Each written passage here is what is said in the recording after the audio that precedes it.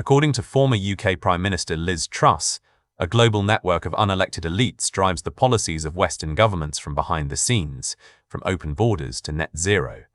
She traces this framework back to organizations such as the World Economic Forum and the Club of Rome. Based on your experience, where does the power lie?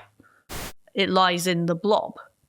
And what do I mean by that? I mean, you could call them the establishment, you could call them the elite, but it's the people whose worldview has dominated British governance since the 1990s. It's a new left worldview. It believes in open borders, environmentalism, government spending being better than private sector spending. It's been there all that time and is very embedded in our system. But you talk there about the British establishment. These are problems that other countries in Europe are having. Not all of them the US has had as well.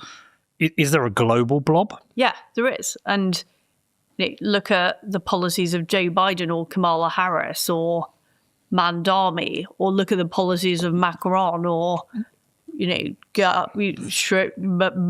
or, Olaf Scholz. They are following similar pathways, and they all agreed on climate change and net zero. Remember the COP process?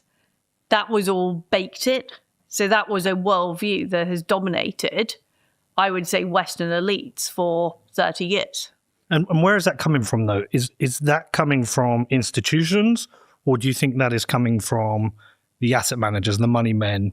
Is there a financial incentive to the way the money moves around the world that is driving these policies? Well, there's definitely a financial incentive. And people like Larry Fink, got on the gravy train.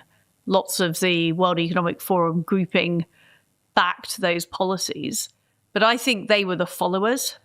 I think the originators were in politics, the Club of Rome, those ideas that emerged in the 60s and 70s. I think those became the decided view of the establishment. And then they were embedded in institutions. And now it's proving very, very hard to change them because it is so deep-rooted.